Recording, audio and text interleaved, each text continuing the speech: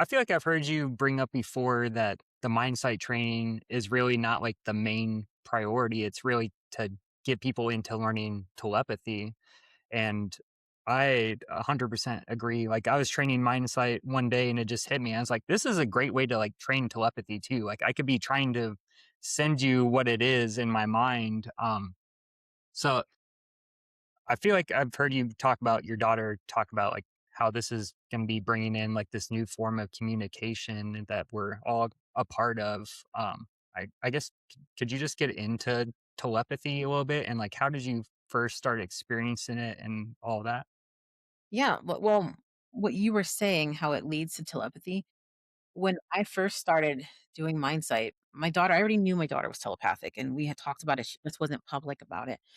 And she said, "Mom, you have to teach this stuff because this is telepathy." She said, "It leads to telepathy." I said, "What does this have to do with telepathy?" I'm like, "These are two different things."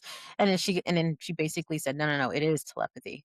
It's telepathy." And I remember not understanding what she meant, and she kept saying I was a big part of telepathy being known. And again, I'm like, makes no sense. Today, it makes total sense to me. I totally get what she means. Once a person gets really good at Mindsight, it is indistinguishable from telepathy. It is you cannot tell the difference. And so let me also explain what how my daughter sees telepathy and how I now see telepathy. And so telepathy isn't just reading another person's mind, it is getting information from outside of yourself. And so you're getting information from like various places. So you can get it from a field of energy or a field of thought or information. You can also get it from what my daughter calls eavesdroppers. So you can get it from these beings that are around us that are not within their body. So you can have a body and still be an eavesdropper. So my daughter has a body and she still eavesdrops. But you can also not have a body. You can also be someone that never had a body. You can be an ET, you could be like an angel, and all of you can eavesdrop. And so basically, it's kind of like just being able to go to another place and to observe that place consciously. And so, my daughter would never say she's a telepath. She would never say that. She'll say, "I'm an eavesdropper," because we're all telepathic. And so, and she very much sees that we're all telepathic. The majority of us. There are some who are not, but like so, she says about 90% of the people are telepathic. And so, basically, what she says is that we're using telepathy every single day. We're downloading, we're getting channeled information all the time. We're just not consciously aware of it. And so when when I'm training someone, they become consciously aware.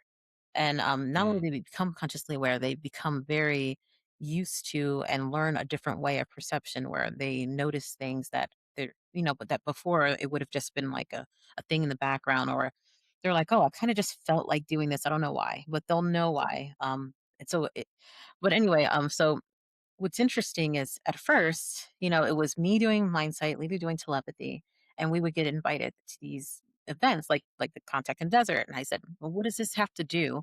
Why are they inviting us? What do we yeah. have to do with like that community?" And and I remember Lulu says it. She says, "It's telepathy. That's what we have to do with that community." I'm like, "Explain." And Yeah. then she says, like, "Yes, that's how we communicate. That's how these beings communicate." And there is a correlation between these beings being here and us communicating better. And there's like Mm, a correlation happening, and kind of like in that book I mentioned. And so if you ever see, I don't know if there's any videos of Sean yet, but if you or my daughter, like I try not to put my daughter on too many videos, but except for movies. Like there's a couple documentaries coming out. Like she's in the Superhuman Rebirth documentary, and so anything that I bring my daughter out, there usually needs to be like a scientist or something involved, gotcha. just Yeah. so people don't just immediately discount her. And but anyway, or when Lilu demonstrates, Lilu is able to demonstrate in a way where a person can look up an image, or they can write a phrase, or they can write a question, and Lilu doesn't have to see it. She can answer. This is the image that she selected with this color. So Okay. All right, we can put it down. So, all right, you ready, sweetie? You ready? So he just held a color up. Can you spell the color? hopefully you guys can see. Can you spell the color that he just held up? Go ahead. Do it. No, I can't touch right now, sweetie. Normally I tickle her, but she knows for demonstration I can't touch her. So go ahead, sweetie. Go ahead, sweetie. First letter is B. L. U. Sorry, Mary. E. So she got the color. So now,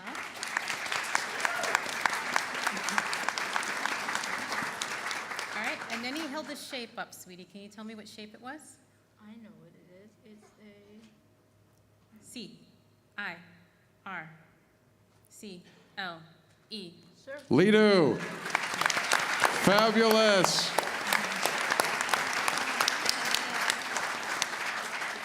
What color there, bud? Oh, We're gonna- we got the blindfolder again. Okay. Go ahead, sweetie. Okay. This mic, okay, there we go. There's the image and there's the color. Everybody back here can see this, I hope. Now we're going to show it to the stage. Dalia? I don't know what color that is. Okay. You ready, sweetie? Yeah. All right, what was the color first? Go ahead and spell. Y. E. L. L. O. W. Got that. All right, sweetie, and what was the shape that he had? Oh, I know. S. Q. U. She's going faster than I can say. A, then R, and E. Lido, you're amazing. With Mindsight, Sean, for example, has no eyes, and I also put this extended mask in front of him. At least I did in the last time I had him. Like, we put an extended mask so he couldn't use echolocation. So, so that's his equivalent of making him blindfolded. And so, Gotcha. and so we put on this mask, and an extended mask, and we start holding items that are not even facing him. It's right in front of me, facing the audience, and he's able to do it. And so people will say, well, is he just reading your mind? And I'm like, well, he doesn't, I don't have to know what it is. He's still getting it. And I've had it before where people would write a word or a letter or something. And I would even be in another room with that person. And we would even put it in a desk and he could still read it. And I've actually had him demonstrate it, like where I'm in front of this huge crowd in like Sedona and I have this word on a paper all the way in the corner of a dark room. So nobody can see it. Nobody in the audience can see it. It's just facing me. I'm far away. Sean doesn't know I'm far away because the microphone or whatever, the speaker system is right next to him. So he has no idea how far I am. And, and he's just reading it. And the people like in this scenario, they're like, how is this happening? Like she's obviously, people in the audience are picking these words. I'm far away. He's still reading it. And I'm not even having to look at him. And so but the thing is, it's still telepathy. Like it's still very similar to telepathy. If you see that audience, they they got so lucky because they got to see Sean and my daughter. But they saw my daughter doing something phenomenal like that, and then they see Sean, and it looks exactly the same. It looks just the same, and so it becomes indistinguishable. Um, Both of them. When my daughter describes it, you really can telepathy really does with all the senses. So working all the senses helps you better. But with Sean, and my daughter, they actually if I have a word, they actually both see the word. They see it in the air, and that's called Mm. prophantasia. So Sean, he sees it right here regardless of, where it is, and my daughter does too. She sees it, like, just floating in the air, and, um and so it's like they're doing the same thing. And Yeah. so people have asked her, like, "Where are you getting that information?" And she says, "Well, a lot of people think I'm just getting it from the teachers or something, but it's not always the case. Sometimes I'm getting it from other eavesdroppers in the room. Sometimes I'm getting it just from the field, and sometimes I'm getting it from you, if So, Yeah. there's a lot of different ways, but the thing that is the same is that she's getting it from outside of herself, like, and that's what makes Gotcha. it telepathy. Yeah. I'm sorry, you went kind of blurry when you were talking there. So, with mindsight, um, there's different ways of perceiving without the eyes. And so my daughter, she says it's all telepathy, not just mindsight, but all of the stuff that we're doing. It's like all Yeah. telepathy, involving telepathy. But mindsight, there's different ways that I kind of teach people to see without their eyes. So one of them is it's these steps that develops hyperphantasia, and that's the ability to see inside of your mind's eye. So other people might call it the intuitive. That's what some people have called it. And another way is to do like a transparency vision. So that's when you are seeing through obscure objects or you're seeing through things. And so Ben Carson's very famous for that, where Gotcha. he's a neuroscientist or neurosurgeon and he can see through bones and stuff. And so because of that, he can do really advanced surgeries, really dangerous ones. And so he's very famous for that.